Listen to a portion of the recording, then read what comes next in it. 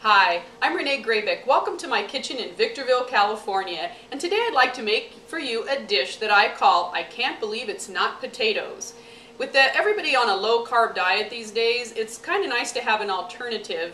And my mom, I think, gave me this recipe a little while back, and I have changed it to suit my own tastes, and I think you're going to like it too. Of course, it has Philadelphia cream cheese in it and butter, and that is going to make it really yummy. So what I've got is I've got a half of a package of Philadelphia cream cheese and a half a stick of butter. And I have, that I've already steamed on my stove right now, I have a small head of cauliflower. Yes, cauliflower, not potatoes. And it's really good. Trust me on this, you're going to love it. So what I'm going to do now is I'm going to come over to the stove and I'm going to make my mixture of the Kraft Philadelphia cream cheese and butter, and then I'm going to add a little bit of dill and stuff to it. Get it going. And it only takes a couple of minutes really to melt the sauce and get the sauce going. And as the butter melts and the cream cheese melts, it's going to get nice and smooth and rich. It's going to be really good in our cauliflower slash I can't believe they're not potatoes. One of the nice things about this also is you can whatever you put in a mashed potato or a baked potato even, you can add to this. And it's really good. Kids like it, your family likes it. It's just an all-around crowd pleaser. I like to steam the cauliflower as opposed to boil it. And you only want it to be fork tender. You don't want it to be mushy. By steaming it, you don't have as much liquid in it. You want it to be more on the creamy side, like a potato. And so if you boil it instead of steam it, you're going to have too much moisture in your cauliflower.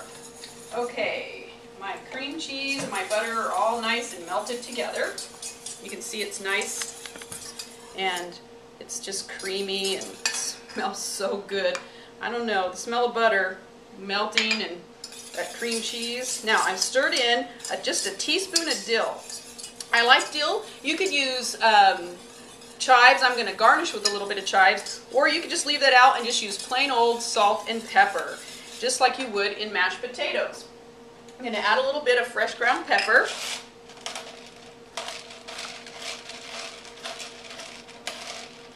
Okay. Stir that up good.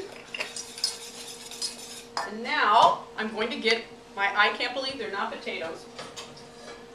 And I've got them steamed here. I'm going to dump out the liquid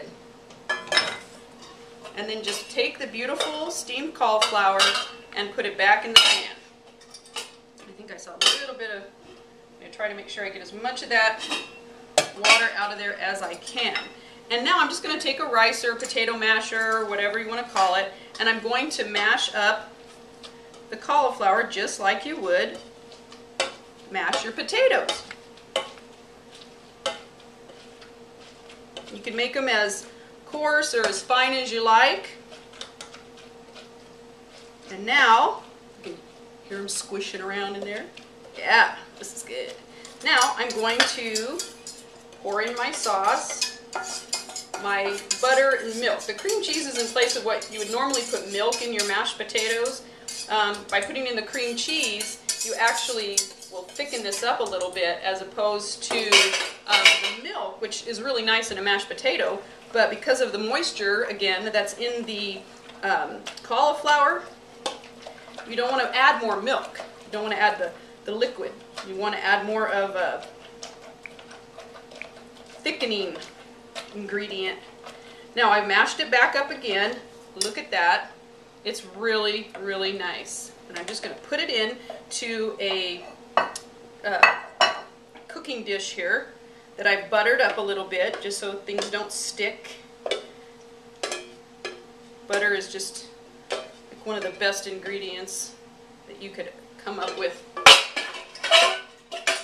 Just kind of get those in the pan nice and even. And now I'm going to mix up some panko breadcrumbs. It's a half a cup, and a half a cup of Parmesan cheese that I've grated up fine, and I'm just going to kind of toss those together.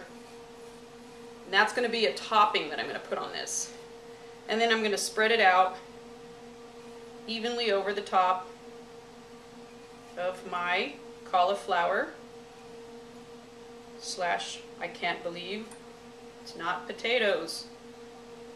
Just make sure it's nice and even.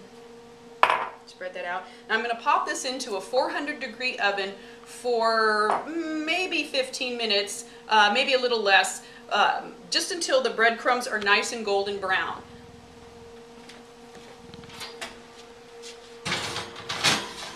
I'm going to put the timer on. Oh my! I'm going to put the timer on for 15 minutes, but I'm going to kind of watch it at about 10.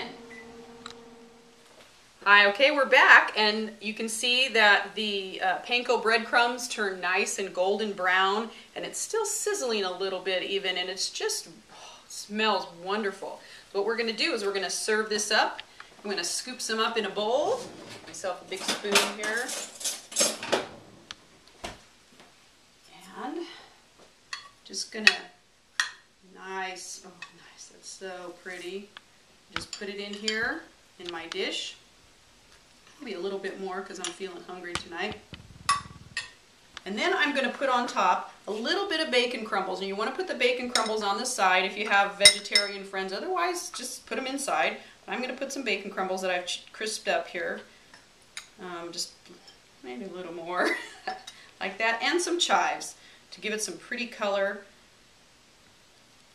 That is beautiful. I can hardly wait to dig in.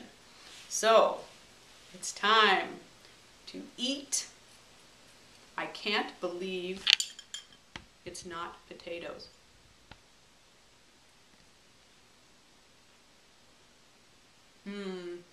You're gonna love this. Thanks for watching.